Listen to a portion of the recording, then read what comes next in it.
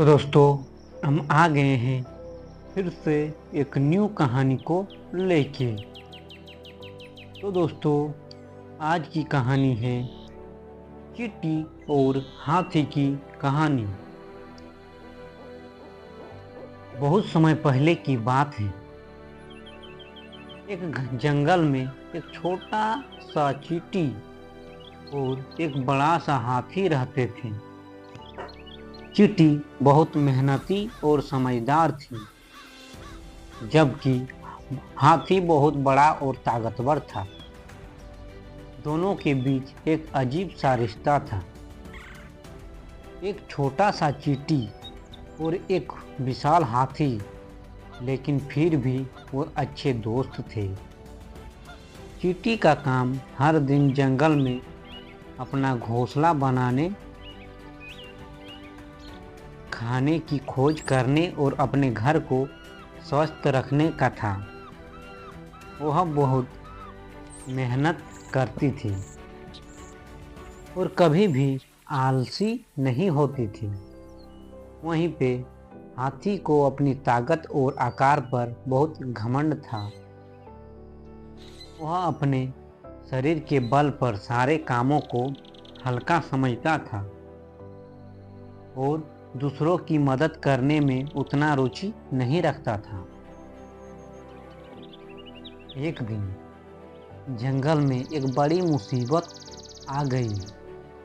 आसमान में घने बादल उमड़ने लगे और तेज आंधी चलने लगी। हवा इतनी तेज थी कि पेड़ तक गिरने लगे। चींटी का छोटा सा घर भी आंधी में उखड़ने लगा। चींटी बहुत दूर डर गई थी और उसने इधर उधर दौड़ने की कोशिश की, लेकिन उसका छोटा सा शरीर और उसकी धीमी गति आंधी के सामने बेकार साबित हो रही थी। इसी बीच हाथी वहां से गुजरा। उसने देखा कि चींटी परेशान है और उसका घर उड़ने वाला है। हाथी को देखकर चींटी ने हाथी से मदद की गुहार लगाई। हे हाथी भाई, कृपया मेरी मदद करो। मेरा घर उड़ने वाला है, मुझे बचाओ।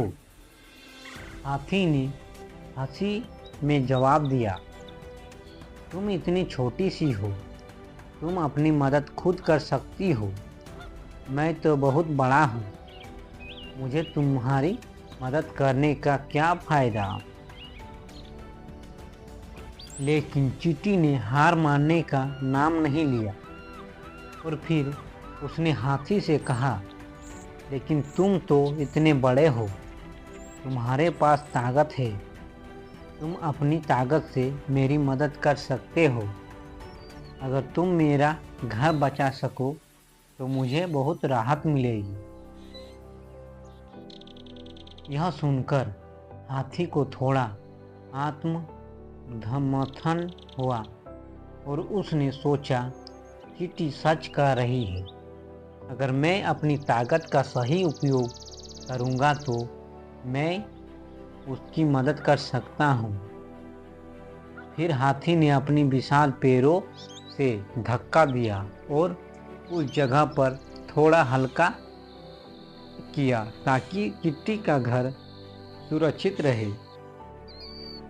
अब चींटी का घर बच गया और वह बहुत खुश हुई।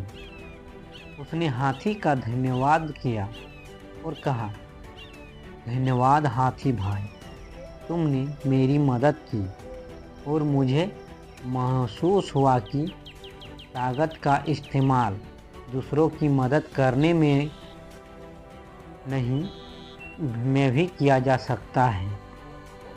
हाथी ने मुस्कुराते हुए कहा, मैंने सोचा था कि मैं बहुत बड़ा हूँ और दूसरों की मदद करने में मुझे कुछ हासिल नहीं होगा, लेकिन आज मुझे यह समझ में आया कि मदद करने से खुशी मिलती है। इसके बाद दोनों जंगल में रहने वाले अन्य जानवरों की मदद करने लगे।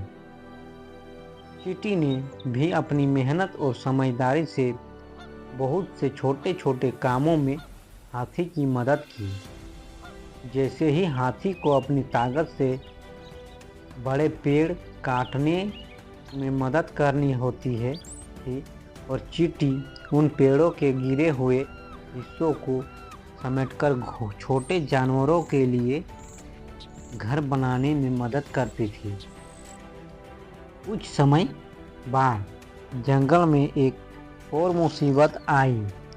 एक विशाल बाढ़ आ गई और सारे जानवरों को अपनी जान बचाने के लिए कुछ स्थानों पर भागने की ज़रूरत पड़ी। लेकिन हाथी तो बहुत बड़ा था और अपनी गति से उस बाढ़ से बचने में मुश्किल में था। चींटी ने देखा कि हाथी बहुत परेशान है और वह अपनी गति से बाढ़ से नहीं बच पा रहा है।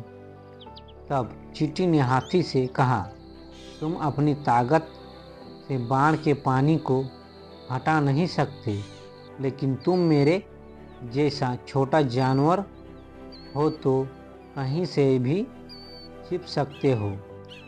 मैं तुम्हें ऊंची जगह तक ले जा सकती हूँ। हाथी ने कहा, लेकिन तुम तो बहुत छोटी हो, तुम मुझे कैसे मदद कर सकती हो?